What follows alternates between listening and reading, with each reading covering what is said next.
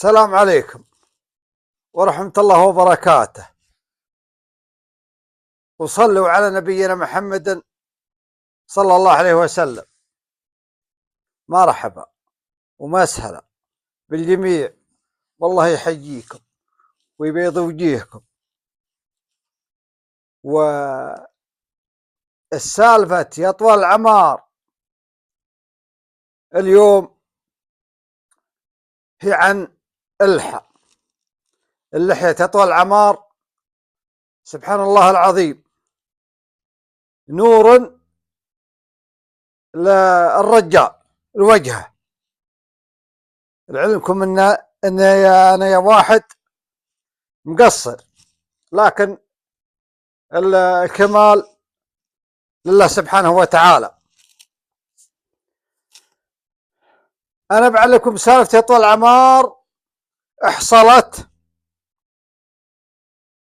قبل الله اعلم، حصلت تقريبا عام 1413 تقريبا او 14.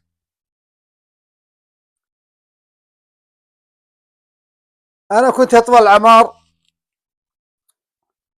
في سلوى وجهنيه في تثليث، لان اهلي كانوا في نقران. عمي الله يغفر له واخواننا المسلمين واخواتنا قال له سالم بن ظافر، وكان ساكن في نقران، وكنت لقيت اجازه ما بين تثليث ونقران، اروح منها اما على طريق الوادي ولا على طريق خمس مشيط. وذا الحين يا ربك الحمد قد الخط قد مختصر. رحت طول العمار في يوم من الايام صوب نقران، ويوم اخذتني في فتره وانا اجي راجع واجي على طريق الخميس صار الحين بدري. ويوم جاء حدود الساعه 11 الظهر اللي والله اني متعدن مقبل على جاش متعدن سمر، اللي والله هي واحد من الجماعه متعطل. سلام عليكم السلام. قال ابو فهد الموتر تعطل وبنسحبه نوديه للصناعيه للورشه، ثم فيها صناعيه، واودي صوب حياه عملي الله يغفر له. ونوقف السياره قال هانا معزوم عند ناس من جماعتي عند عم الله قد توفى الله يغفر له يا رجال. ويوم مشيت مش هانا، فطالع في رفيزي فجاه اليوم والله ماشي باحسن من لحيته، كبرها وجمالها. تفاجئت انا في الموقف، لو والله يوم ضحك ولا هو مسوي له دقن تركيبه. الرجال ما له الا شارب يا ولد، ما شاء الله تبارك الله. ولا الرجال بعد شخصيه، لكن سبحان الله العظيم يوم جات اللحية عليه ركبها، والله يا رجال انه مختلف 180 درجة، نور وجمال سبحان الله العظيم. المهم مشان طول العمار ولا حد شافنا ولا شيء ولد يا اخواني، لا حد شافنا، جالس يطالع في الرجال لين الغبا من جماله ومن ذقنه لحيته.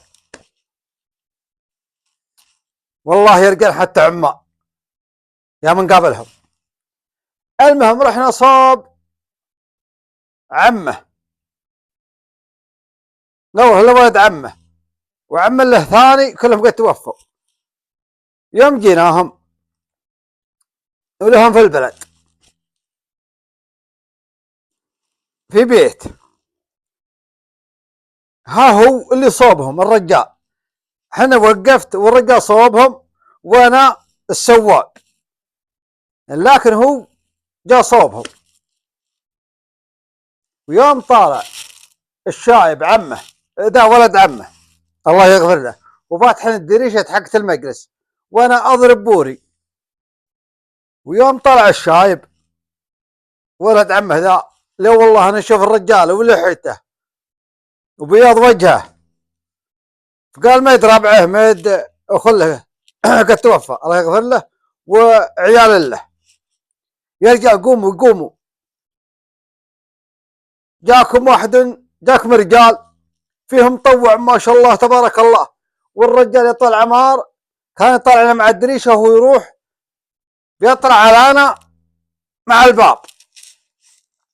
والله يا رجال يوم شافه راح بيطلع وهو ينزل الدقن، ينزل انت يا اخوي. ويوم جانا الشايب يا رجال هو يوقف ويرحب ويسلم علينا، قال يا رجال هو معكم رجال قبيل له دقن له لحيه؟ كنا ابد ما قال حنا، انتم صادقين ولا لا؟ كنا يا ولد ايش علمك؟ قال يا رجال والله العظيم انه تخيالي شفت لي رجال ما شب احسن من وجهه ولحيته، لكن ما ادري هو ملك هو انس. حنا انا يا واحد ما لي دخل في السالفه. فقال ولد عمه لا والله يا فلان غير انا وابو فهد جايين بي وعلى سيارتي في الورشه يا رجال. والشايب تغير، ايش قامك يا فلان؟ قال يا رجال والله العظيم، والرجال والله صادق، والله العظيم يا شفت لي رجال معكم انه ما بعد شفته في حياتي، لا زندقنا ولا وجهه ولا ابتسامته.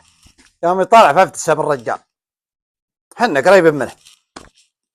قلنا والله يا ابن الحلال ما في احد. انصدم الرجال وجالس المهام ولخ هذا الرجال انت يا الله يغفر له. قال يا رجال والله العظيم يا الرجال ذا انه ما راح من مخيلتي. تغدينا يا طوال العمار ورحنا،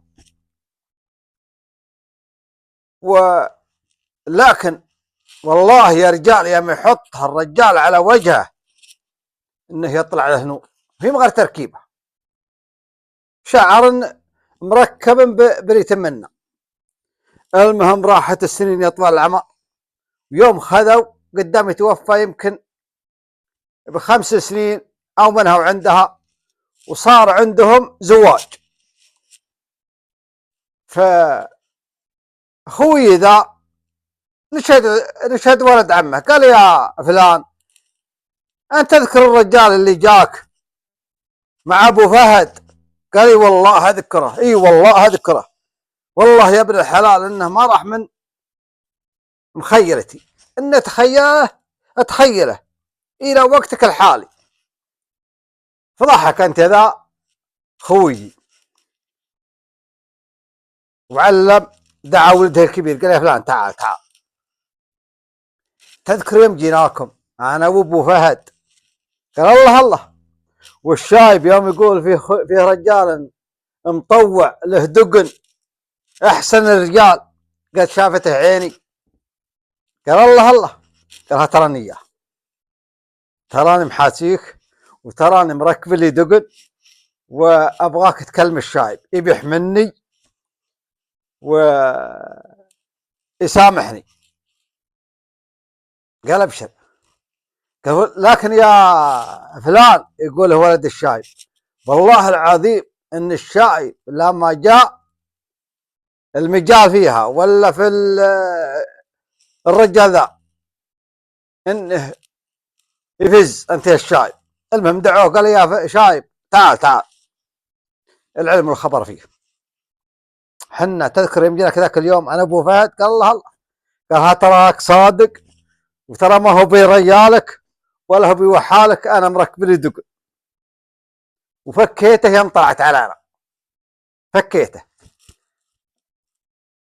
قال الله يبيض وجهك، اما هذا الحين ارتحت يا ابن الحلال. والله نعلي كم سنه واني اتخيل الموقف. فالحكمه او الفائده منها يا رجال ان الدقن اللحيه انها نور الوجه، انها نور وجه الرجال.